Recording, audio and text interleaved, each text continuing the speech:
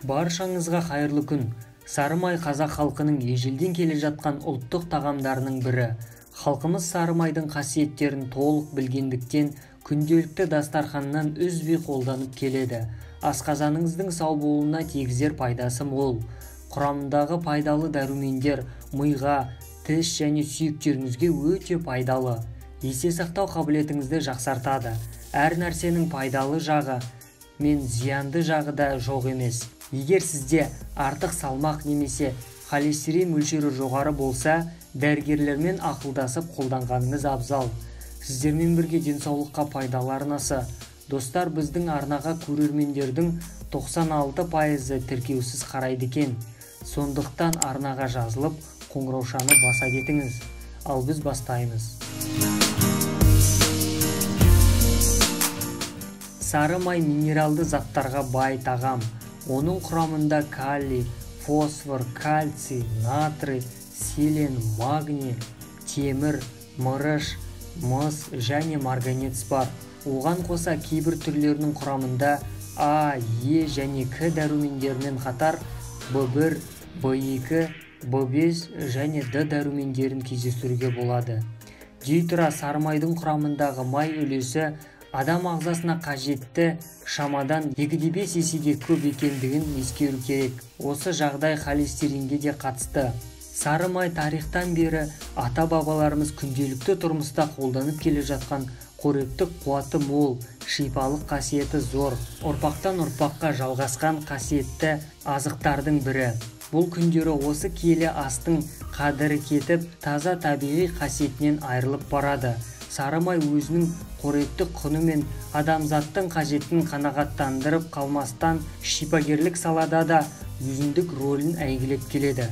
Мысалы, адам денесінде қан қоюлық байқалса, таңертеңгі аста сары майды қалыпты деңгейде тұтынса, денедегі қан түйіршіктерін ыдыратып жібереді екен. Сары майды үздіксіз тұтыну қан қоюлық ауруының алдын алып қана қоймай, қантты несеп ауруына ем болатын шипалы дәрі ретінде есептеледі.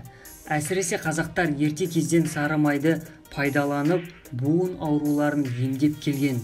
Мұнда буын қабыну ауруына тап болған адамның буынына сары май салынған қарынды тарату арқылы емдеген.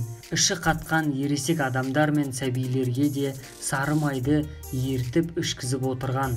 Қазақ шипагерлігінде жара болған орынға сары майды ертіп жақса, жарақаттың аузын жұмсартып, ауырғанын басып, тез қалыпқа келуіне көмектеседі екен.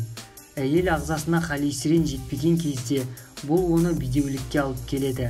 Оған қоса майды аз тұтыну менопауза уақытын жақындата түседі.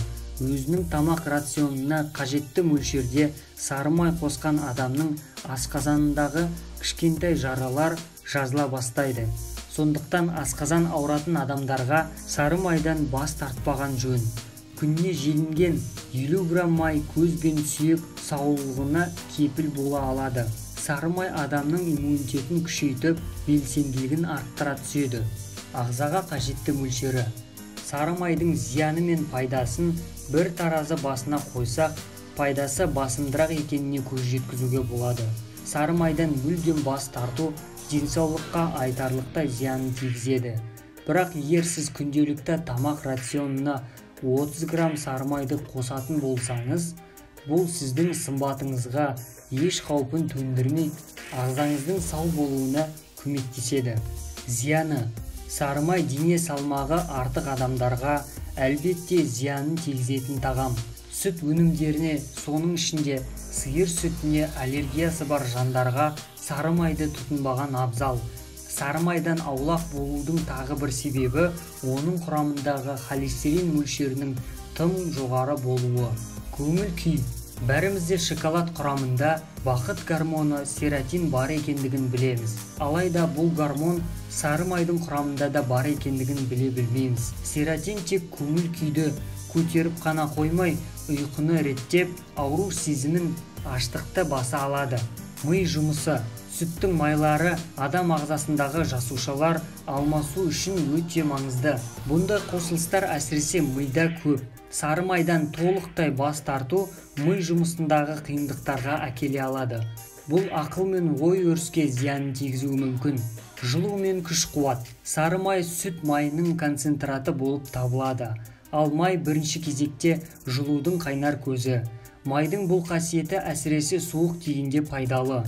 Әрине сары май калориясы өте жоғары. 100 грамда 730 кал. Оған қоса майлы ағзаға оңайлықпен сіңеді. Бірақ сары майдың бұл қасиеттерін де өзіміздің пайдамызға асыруға болады. Таңғы ас құрамында дәстүрлі нан мен май бутерброды өте орынды. Бұл тіпті арықтап жүрген қыздарға да артық болмайды. Күніне 30 грамнан артық емес, май сіздің салмағыңызға еш әсерін тигізбейді. Дәрумендер. Сары майдағы А, Д, Е, К дәрумендері терінің жұмсақтығы, шаштың әдемілігі мен тырнақтың саулығына үлкен әсер етеді. Мысалға айтсақ, А дәрумені майлардың арасында тек осы сары майда ғана бар. Күніне желінген 50 грамм май көз бен сүйек саулығына кепіл бола алады. Иммунитетті жақсартатын майды суық маусымда 60-70 граммға дейін көбейткен дұрыс. А дәруменіне байланысты май тыныс мөлшерінің ішінен майлап жөтелді емдеуді тездетеді. Ал Е дәрумені қан тамырларын тазалап берік қылады, шаршағыштық сезімді басады. Холестерин.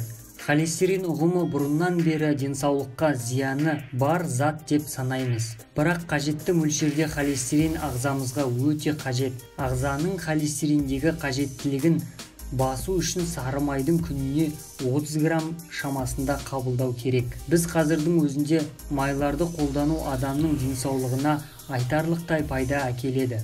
Бұл өнімнің пайдасы дәл осы. Майдың құрамында еркін радикалдар ағзаға ықпал ететін күшті антиоксиданттар болып табылатын селендің жоғарғы құрамдасы бар. Глюкозфенголиптер түрлі жұқпалардан ішек сақтайды. Сары майдағы лавр қышқылы саңырауқұлақтар мен микробтардан күресудің тамаша құралы.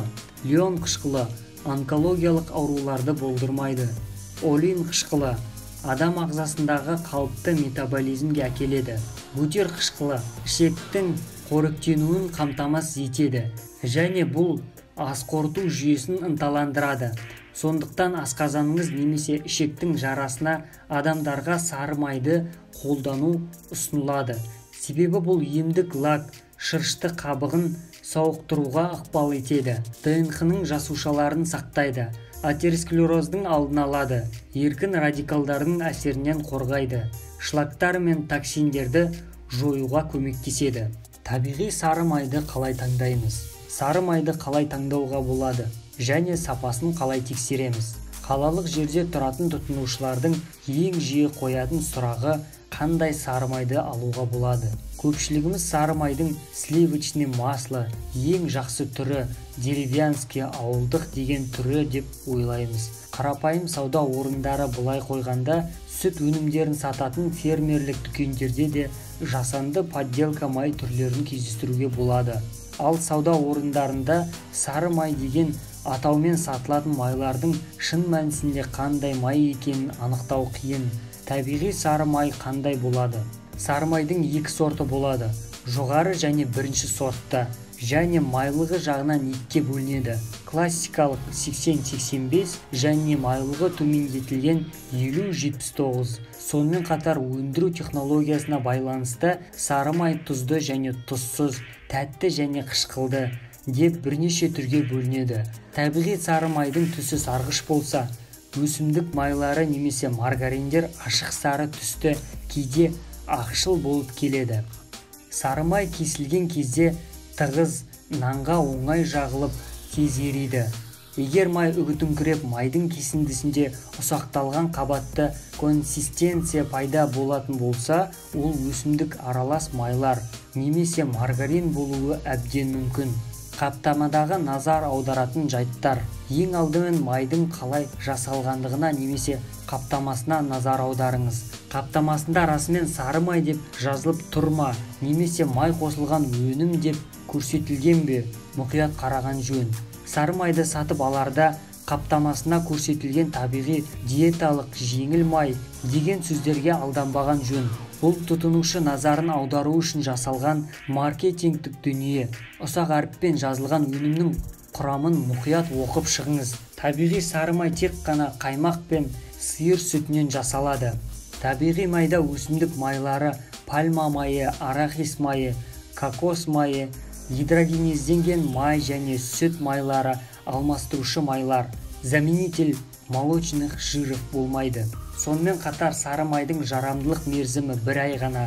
Егер жарамдылық мерзімі ұзақ уақытқа көрсетілген болса, бұл өндірушінің майдың құрамына консерванттар қосатындығын аңғартады.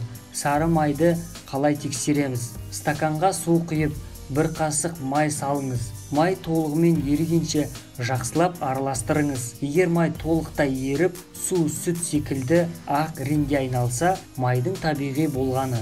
Стаканның жақтауына немесе түбіне май қалдықтары қалса, бұның құрамында артық қоспалар қосылған жасанды өсімдік майы екендігін біле аласыз. Сіздермен бірге денсаулыққа пайдалы арнасы. Келесі кездескенше аман жүріңіздер.